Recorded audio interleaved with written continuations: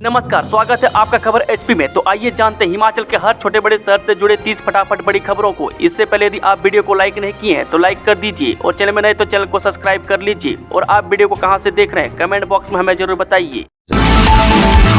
शुक्रवार को फिर गर्जा कर्मचारी महासंघ मानसून सत्र में काले बिल्ले पहनकर करेंगे काम।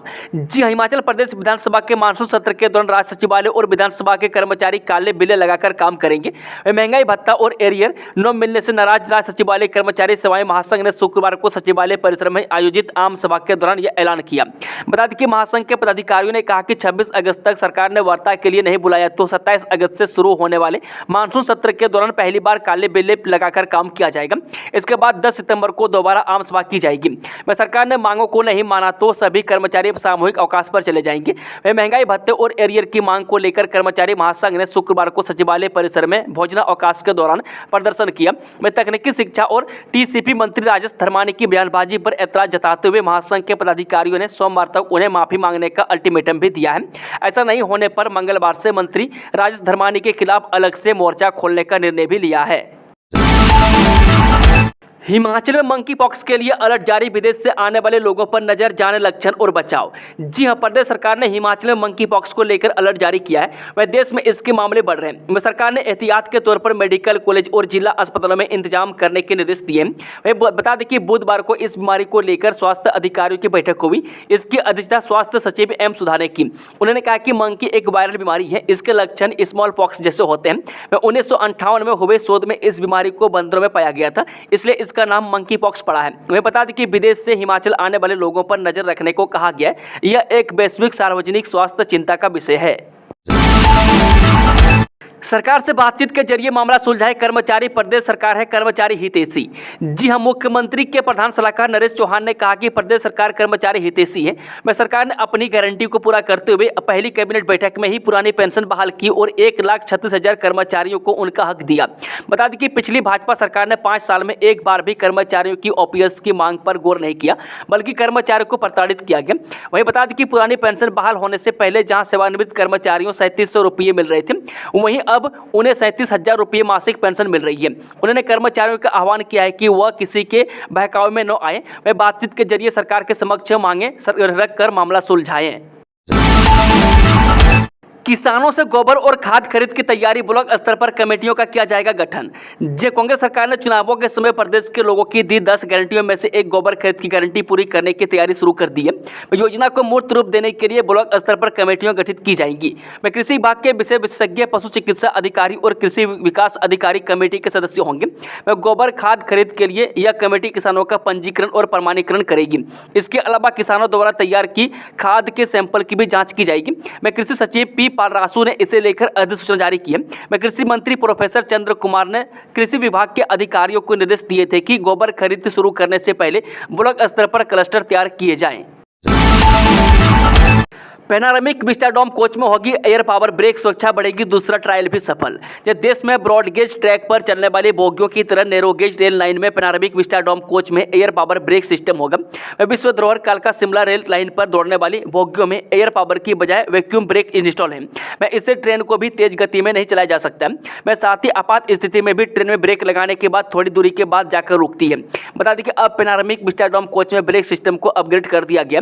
अब आपात समय में ब्रेक लगाने के बाद अधिक दिक्कत भी नहीं आएगी। इसकी विश्वसनीयता भी काफी अधिक है। ब्रॉडगेज ट्रेनों में इसी पावर ब्रेक सिस्टम को इंस्टॉल किया गया। इससे दुर्घटनाओं की आशंका भी काफी कम हो जाएगी। चंडीगढ़ कुल्लू धर्मशाला के बीच शुरू होगी हवाई सेवा, पर्यटन क्षेत्र को मिलेगा प्रोत्साहन।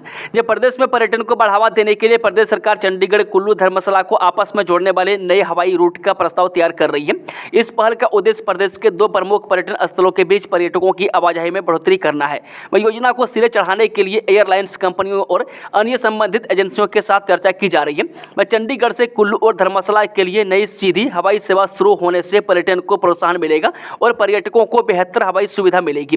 मुख्यमंत्री सुखविंदर सुक्खू ने कहा कि सरकार प्रदेश में बेहतर पर्यटन सुविधा उपलब्ध करवाने के लिए प्रयास कर रही है। वह सुविधा संपन्न पर्यटकों को आकर्षित करने के लिए हवाई सेवा को सुदृढ़ किया जा रहा है। वह सरकार बेहतर पर्यटन अधोसंरचना का विकास कर पर्यटकों की संख्या में वृद्धि करने के लिए प्रयासरत है। वह बता दें कि प्रदेश में पर्यटकों की संख्या बढ़ने से लोगों को रोजगार के नए अवसर प्राप्त होंगे। वह मौजूदा समय में दिल्ली शिमला धर्मशाला शिमला हवाई सेवा प्रतिदिन और अमृतसर शिमला अमृतसर और अमृतसर कुल्लू अमृतसर हवाई सेवा सप्ताह में 3 दिन उपलब्ध करवाई जा रही है। पुलिस ने 3 हेलीकॉप्टर कंपनियों को नोटिस जारी कर मांगा रिकॉर्ड। जी हां, राज्यसभा चुनाव में क्रॉस वोटिंग और प्रदेश सरकार को अस्थिर करने के मामले में पुलिस ने 3 हेलीकॉप्टर कंपनियों को नोटिस जारी कर दिए। वह कंपनियों से विधायकों को चंडीगढ़ और उत्तराखंड में दी गई हवाई सेवाओं का रिकॉर्ड और उस समय पर हुए खर्च की राशि का ब्यौरा मांगा है। वह जिला पुलिस इससे पूर्व भी इन कंपनियों से रिकॉर्ड की मांग कर चुकी है, लेकिन कंपनियां इसे देने में आनाकानी कर रही है। वह पिछले दिनों इनमें से एक कंपनी के गुरुग्राम स्थित कार्यालय में सर्च वारंट के आधार पर पुलिस ने दबिश दी थी, लेकिन हरियाणा पुलिस ने मामले में हस्तक्षेप करते हुए शिमला पुलिस की टीम को नजरबंद कर दिया था। इस मामले में मुख्यमंत्री कार्यालय और दोनों राज्यों के पुलिस महानिदेशकों के बीच बातचीत के बाद पुलिस टीम वहां से लौटी थी। अब पुलिस ने इस मामले में एक बार फिर संबंधित कंपनियों को हवाई सेवाओं का रिकॉर्ड सौंपने के निर्देश दिए। अगर कंपनियां इसके बावजूद रिकॉर्ड नहीं सौंपती है तो उनके खिलाफ सख्त कार्रवाई हो सकती है। पूर्व थाना प्रभारी समेत 13 लोगों पर केस दर्ज, झूठे केस में फंसाने और जाति सूचक शब्द कहने के आरोप। जी हिमाचल प्रदेश के जिला बिलासपुर के झडुंदा थाने में पूर्व थाना प्रभारी समेत 13 लोगों पर मामला दर्ज किया गया। इन पर एक बुजुर्ग व्यक्ति ने झूठे केस में फंसाने और जाति सूचक शब्द कहने का आरोप लगाया है। वह जानकारी के अनुसार झडुंदा के सुंदरू गाँव के भिखू राम पर साल 2020 में दूसरे की संपत्ति को नुकसान पहुँचाने और गलत इस्तेमाल करने के आरोप में केस दर्ज किया गया था। इस केस को मार्च 2023 में उच्च न्यायालय ने रद्द कर दिया। मैं इसके बाद भी भिखू राम ने राष्ट्रीय अनुसूचित जाति आयोग को शिकायत पत्र भेजा। अफसरशाही का सरकार को ओपीएस से पीछे हटाने का सुझाव, लेकिन मुख्यमंत्री सुक्खू तैयार नहीं। जो महंगाई भत्ता और नए वेतनमान के एरियर देने की मांग को लेकर आक्रामक हुई कुछ कर्मचारी संगठनों के प्रदर्शन के बीच अफसरशाही ने सरकार को पुरानी पेंशन स्कीम यानी कि ओपीएस से पीछे हटने का सुझाव दिया है। मैं सरकार के कुछ शीर्ष अधिकारियों ने प्रदेश की अर्थव्यवस्था को पटरी पर लाने के लिए मुख्यमंत्री कार्यालय को सलाह दी है। यह भी कहा है कि ऐसा नहीं किया गया तो आर्थिक प्रबंधन में बड़ी मुश्किल आ सकती है। मैं अधिकारियों ने तो यहाँ तक कह डाला है कि एरियर और महंगाई भत्ता देना है तो इसके लिए सरकारी कोष में पर्याप्त बजट को जुटाना मुश्किल है। वह ओपीएस के साथ सारी देनदारियां निपटाने से आने वाले वक्त में कर्मचारियों का वेतन देना मुश्किल हो जाएगा। हालांकि मुख्यमंत्री सुक्खू कांग्रेस की पहली गारंटी होने और सामाजिक सुरक्षा का मामला होने के चलते ओपीएस को लेकर पीछे हटने के कतई पक्ष में नहीं है। वह अन्य उपायों को तलाशने की बात कर रहे हैं। वह पिछले 2 दिनों से फिजूल खर्ची के लिए कर्मचारियों के निशाने पर चल रही सरकार और इसकी अफसरशाही से मुख्यमंत्री ने स्थिति साफ करने को कहा है। तो अब अधिकारी फिर से इस बात को दोहराने लगे हैं कि ओपीएस पर समय रहते सरकार पीछे हट सकती है। सरकार की शक्ति प्रतिनियुक्ति से वापस बुलाए 55 इंजीनियर कर्मी, न लौटने पर तनख्वाह होगी बंद। जे कर्मचारियों की कमी के चलते सरकार ने जल शक्ति विभाग से शिमला जल प्रबंधन निगम लिमिटेड समेत अन्य निगमों में प्रतिनियुक्ति पर गए सभी इंजीनियर और कर्मचारी वापस बुला लिए। मंत्रियों और नेताओं से डीओ नोट लेकर 55 इंजीनियर और कर्मचारी प्रतिनियुक्ति पर गए हैं। बता दें कि शिमला मुख्य कार्यालय ही नहीं, जिला कार्यालय से भी इंजीनियर और कर्मचारी निगम में गए हैं। मैं कमियों ने तो अगले आदेशों तक के डीओ नोट लगा रखे हैं। अगर इंजीनियर कर्मी अपने विभाग में नहीं लौटते हैं तो जहां वे सेवाएं दे रहे हैं उन्हें उनकी तनख्वाह बंद करने के लिए कहा जाएगा। वही विभाग इनकी पदोन्नति भी रोकेगा। मैं 1 हफ्ते में उन्हें जल शक्ति विभाग में ड्यूटी ज्वाइन करने के आदेश दिए गए। मैं जल शक्ति विभाग में कर्मचारियों की कमी के चलते हालत यह हो गई है कि फील्ड में एक इंजीनियर व कर्मचारी 2-2 सीटों के चार्ज संभाले हुए हैं। हिमाचल में बनी 20 दवाओं और एक इंजेक्शन का सैंपल फेल, उद्योगों को नोटिस। जी हिमाचल में बनी 20 दवाओं और इंजेक्शन के सैंपल फेल हुए हैं। मैं इनमें अधिकतर बीबीएन क्षेत्र की दवा कंपनियों की दवाएं हैं। मैं नेचुरल प्रोटीन शैम्पू का सैंपल भी पास नहीं हो पाया। मैं फेफड़ों में फंगल संक्रमण को कम और डिहाइड्रेशन कंट्रोल करने वाला इंजेक्शन भी CDSCO के मानकों पर खरा नहीं उतर पाया है। मेडिकल कॉलेजों में रेजिडेंट डॉक्टर 12 घंटे से ज़्यादा नहीं देंगे ड्यूटी, सरकार ने कॉलेज प्रबंधन को दिया निर्देश। जो प्रदेश के मेडिकल कॉलेजों में रेजिडेंट डॉक्टर अब 12 घंटे से ज़्यादा ड्यूटी नहीं देंगे, मैं इसमें ऑन कॉल ड्यूटी भी शामिल होगी। मैं सरकार की ओर से वीरवार को यह निर्देश जारी किए गए। वहीं आदेश संबंधित कॉपी मेडिकल कॉलेजों के प्राचार्य को भी भेजी गई है। मैं आदेश में स्पष्ट किया गया है कि नए रोस्टर के हिसाब से रेजिडेंट डॉक्टरों की ड्यूटी लगाई जाए। मैं इसके अलावा इन आदेशों की अनुपालना रिपोर्ट की 1 सप्ताह के भीतर सरकार को भेजी जाए। मैं अभी तक आईजीएमसी, चमियाना, टांडा समेत अन्य मेडिकल कॉलेजों में चिकित्सक 36 घंटे तक ड्यूटी करते हैं।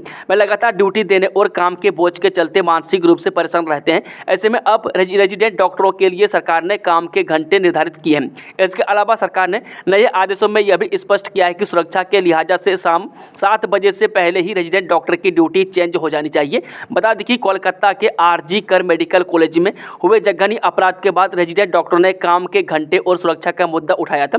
इसके बाद सरकार हरकत में आई और वीरवार को यह फैसला सरकार ने लिया है। मंत्रियों से मिलने वालों के लिए बदले नियम, रिसेप्शन पर पहले आएगी मेल तभी मंजूरी। जी, हिमाचल प्रदेश सचिवालय में प्रवेश के नियम बदल गए। मैं अब मंत्रियों, मुख्य संसदीय सचिवों के कार्यालयों से मिलने के लिए पहले मंजूरी लेनी होगी। मैं रिसेप्शन से संबंधित मंत्री और सीपीएस व अन्य अधिकारियों की शाखा को फोन किया जाएगा। अगर किसी से मिलना आवश्यक होगा तो प्रवेश के लिए संबंधित कार्यालय से ईमेल भेजी जाएगी। मैं इस औपचारिकता को पूरा करने के बाद ही सचिवालय में प्रवेश के लिए पास जारी किया जाएगा। मैं कार्यालयों में भीड़ कम करने के लिए सुबह 10 से दोपहर 1 बजे तक के लिए यह नई व्यवस्था की गई है। मैं दोपहर 2 बजे के बाद पहले की तरह ही पास बनेंगे। वहीं सचिवालय प्रशासन विभाग ने इस बाबत निर्देश दिए हैं। शिमला में ट्रैफिक बहाली के लिए प्लान तैयार, क्रॉसिंग पर डंगा लगाकर रास्तों की होगी मरम्मत। जी हां, राजधानी शिमला में भूस्खलन के बाद क्रॉसिंग से बालूगंज को जाने वाली सड़क बंद होने से ट्रैफिक व्यवस्था अस्त व्यस्त हो गई है। ऐसे में अब प्रशासन ने शहर के ट्रैफिक को बहाल करने के लिए प्लान तैयार किया है। बता दें कि क्रॉसिंग पर डंगा लगाकर लोक निर्माण ऊपर वाली सड़क से निचली सड़क को आने वाले मलबे को रोकेगा। वह डंगा लगाने के बाद निचली सड़क को बालूगंज के लिए बहाल कर दिया जाएगा। गगन एयरपोर्ट विस्तार को लेकर प्रक्रिया जल्द होगी शुरू। 1 माह तक आपत्तियां दर्ज करवाने के बाद जमीनी स्तर पर काम चलेगा। बताया जा रहा है कि एयरपोर्ट विस्तारीकरण में मुहाल वाइज मुआवजा प्रदान किया जाएगा। मैं इसमें सबसे पहले चरण में मौजूदा गगन एयरपोर्ट के साथ लगते क्षेत्रों के तहत आने वाले मुहाल के विस्थापित होने वाले परिवारों को मुआवजा प्रदान किया जाएगा। मैं इसमें भी सबसे पहले शाहपुर के तहत आने वाले गाँवों और फिर कांगड़ा के गाँवों के लोगों को राहत राशि प्रदान की जाएगी। मैं बता दें कि राहत एवं पुनर्वास कार्य के तहत भी इसी तर्ज पर चयनित स्थानों में बसाने की प्रक्रिया चलेगी। इसके लिए शाहपुर व कांगड़ा से विस्थापितों को शाहपुर व कांगड़ा के ही अन्य क्षेत्रों में बसाया जाएगा। मैं एयरपोर्ट विस्तारीकरण के लिए कांगड़ा व शाहपुर के 80 से 8 खसरा नंबर नोटिफिकेशन के तहत होंगे अधिकृत किए जाने हैं। बाहोट कसोल में बनेगा पहला टूरिज्म विलेज। जी, बिलासपुर जिला के कोलडेम का बाहोट कसोल हिमाचल का पहला टूरिज्म विलेज डेवलप होगा। मैं इस महत्वाकांक्षी योजना को धरातल पर उतारने के लिए कसरत शुरू हो गई है। इस संदर्भ में उपायुक्त बिलासपुर ने शुक्रवार को पंचायत प्रधान, पर्यटन, कृषि, बागवानी, मत्स्य समेत अन्य संबंधित विभागों की एक अहम मीटिंग कॉल की है।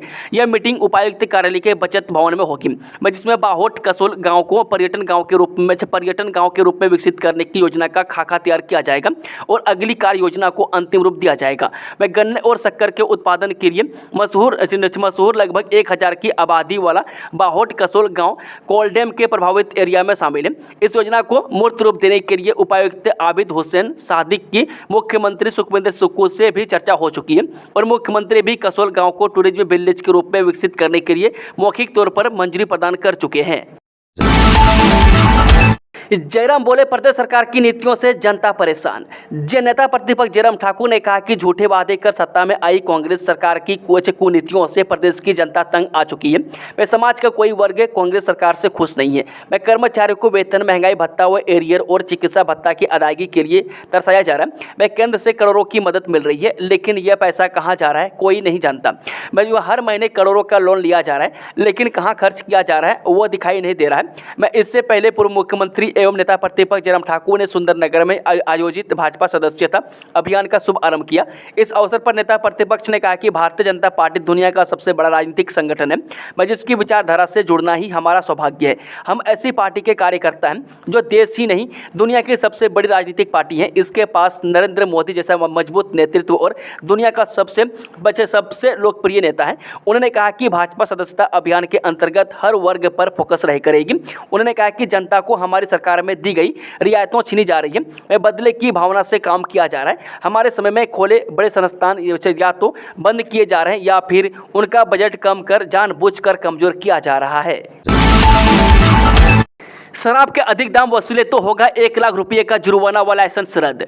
जी, अब राज्य में शराब के अधिक दाम वसूलने पर सख्त कार्रवाई अमल में लाई जाएगी और ओवर चार्जिंग करने पर 1 लाख रुपये तक जुर्माने का प्रावधान किया गया है।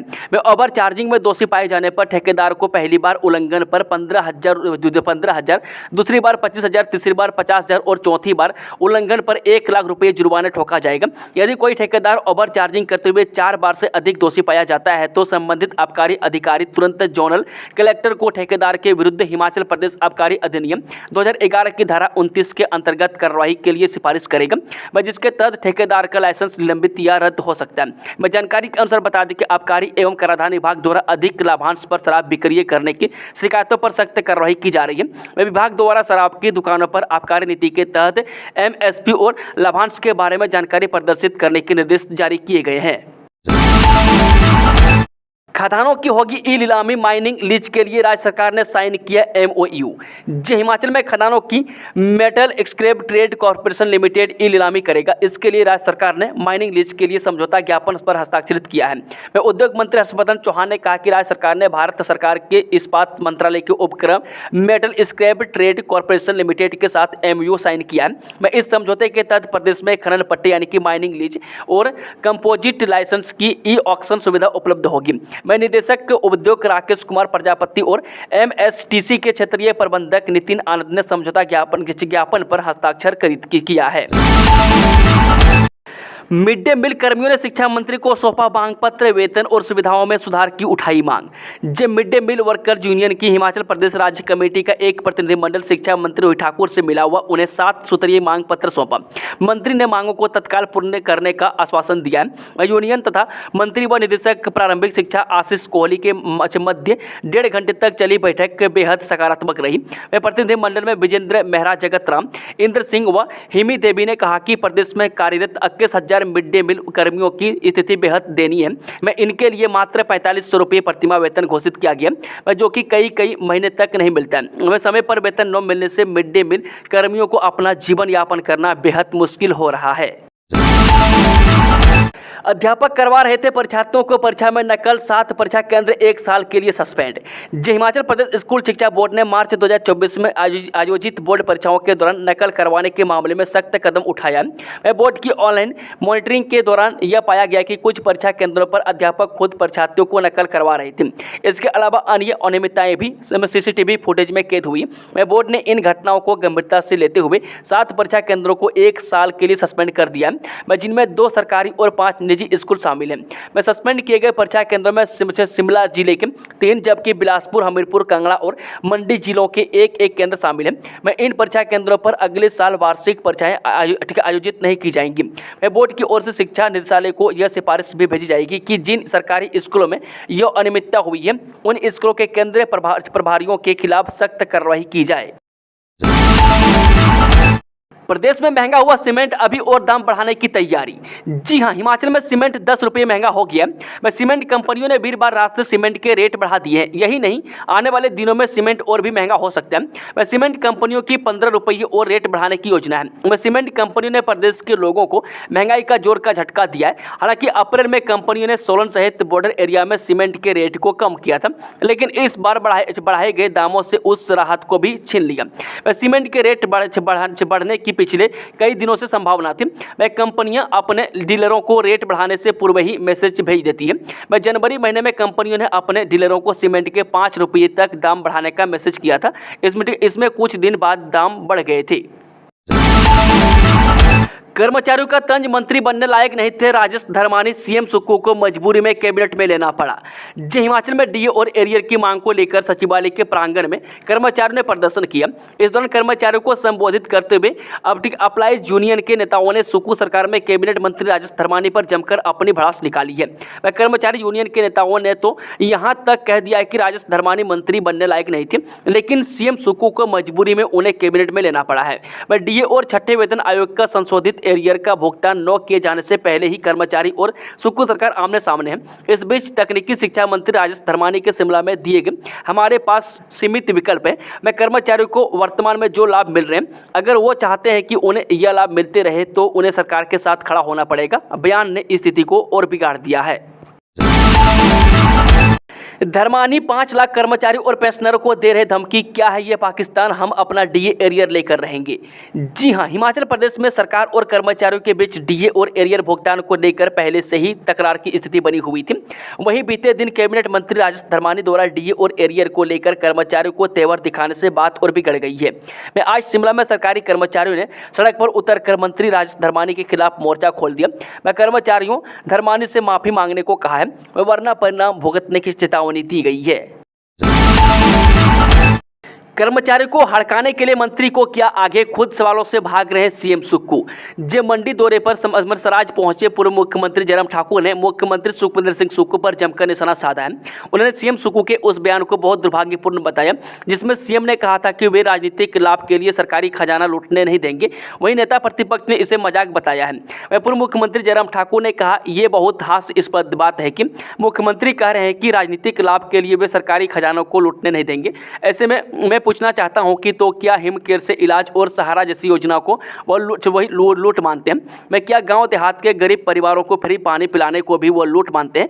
वे पूरे देश को बिजली पैदा कर देने वाले राज्य में गरीब परिवारों के घर में बिना बिल के दो लट्टू जलाने को भी क्या वो लूट मानते हैं? मैं माताओं बहनों को कहीं कहीं आने जाने के लिए किराए में छूट देना भी वे क्या लूट मानते हैं?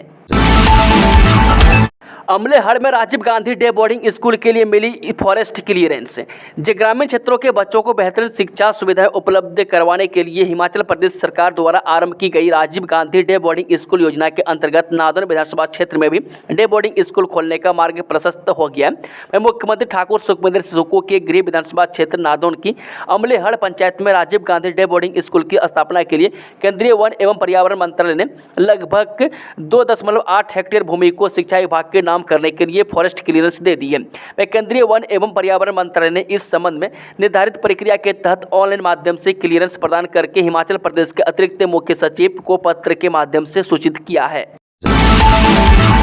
सीयू में प्रवेश के लिए विदेशी विद्यार्थी दिखा रहे रुचि। जी, हिमाचल प्रदेश केंद्रीय विश्वविद्यालय में प्रवेश के लिए विदेशी विद्यार्थी रुचि दिखा रहे हैं। वह विभिन्न देशों के 20 विद्यार्थियों ने आवेदन किया है। हालांकि सीयू प्रशासन की माने तो 50 विदेशी विद्यार्थियों का लक्ष्य रखा गया। वह जानकारी के मुताबिक केंद्रीय विश्वविद्यालय का अभी तक अस्थायी भवन नहीं बन पाया है। वह किराए के भवनों में कक्षाएं चलाई जा रही है। इसके बावजूद सीयू में पढ़ाई का बेहतर माहौल है। यही कारण है कि अब यहाँ पर विदेशी विद्यार्थी पहुँच रहे हैं। वह जिन 20 विदेशी विद्यार्थियों ने सीयू में प्रवेश हेतु रुचि दिखाई है वे बांग्लादेश से, नेपाल, भूटान, यूएसए के विद्यार्थी शामिल हैं। करोड़ों रुपए के बैंक घोटाले को लेकर फूटा लोगों का गुस्सा, नौहराधार में निकाली आक्रोश रैली। जी हाल ही में जिला सिरमौर के नौहराधार में सामने आई राज्य सहकारी बैंक की नौहराधार शाखा में बहुचर्चित करोड़ों रुपए के घोटाले के मामले में लोगों का गुस्सा सातवें आसमान पर पहुंच गया है। इसी कड़ी में शुक्रवार को स्थानीय व्यापार मंडल, खाताधारकों और क्षेत्रवासियों सहित राजनीतिक दलों से जुड़े प्रतिनिधियों ने नौहराधार में आक्रोश रैली निकाली। रैली के दौरान स्थानीय बाजार में जुटे क्षेत्र के सैकड़ों लोगों ने बैंक प्रबंधन के खिलाफ जोरदार प्रदर्शन करते हुए नारेबाजी की। इस दौरान प्रदर्शनकारियों ने लोगों का पैसा लौटाना होगा, वरना रोजाना धरना होगा जैसे कई नारे लगाकर अपना रोष जाहिर किया। काला आम में मिले ऊना शहर से लापता हुए तीनों नाबालिग बच्चे। जिस शहर के मोहल्ला बेहली से 3 दिन पहले लापता हुए तीनों नाबालिग बच्चे सिरमौर जिला के काला आम में मिले हैं। मैं तीनों के मिलने की सूचना पुलिस को फोन पर मिली है, जिसके बाद ऊना सिटी चौकी पुलिस की टीम काला आम के लिए रवाना हो चुकी है। मैं गौरतलब है कि तीनों बच्चों में से 2 बच्चे सगे भाई बहन, जबकि तीसरा बच्चा उनका पड़ोसी है। 3 दिन पहले तीनों शाम 4 बजे ट्यूशन के लिए निकले थे, लेकिन वापस नहीं लौटे। इसके बाद पुलिस के पास इनके परिजन पहुंचे और पुलिस ने तीनों की की तलाश शुरू की। वह सोशल मीडिया पर भी इनकी तस्वीरें वायरल हुई। बता दें कि SHO सदर मनोज चिवालिया और सिटी चौकी इंचार्ज गुरदीप सिंह आधारित टीम ने तेजी से तीनों की तलाश शुरू कर दी थी, जिसके बाद शुक्रवार को कामयाबी मिली है। SP राकेश सिंह ने बताया कि सूचना के मुताबिक तीनों बच्चे काला अम में मिले हैं। वे तीनों को लाने के लिए ऊना पुलिस की टीम काला अम के लिए रवाना हो चुकी है। कून का तर में ब्यास नदी पर 3 करोड़ 15 लाख रुपए की लागत से बनेगा पुल, विक्रमादित्य सिंह ने किया शिलान्यास। जी हां, लोक निर्माण मंत्री विक्रमादित्य सिंह ने शुक्रवार को सदर विधानसभा क्षेत्र के कोटली उपमंडल के कून का तर में ब्यास नदी पर निर्मित होने वाले पुल का शिलान्यास किया।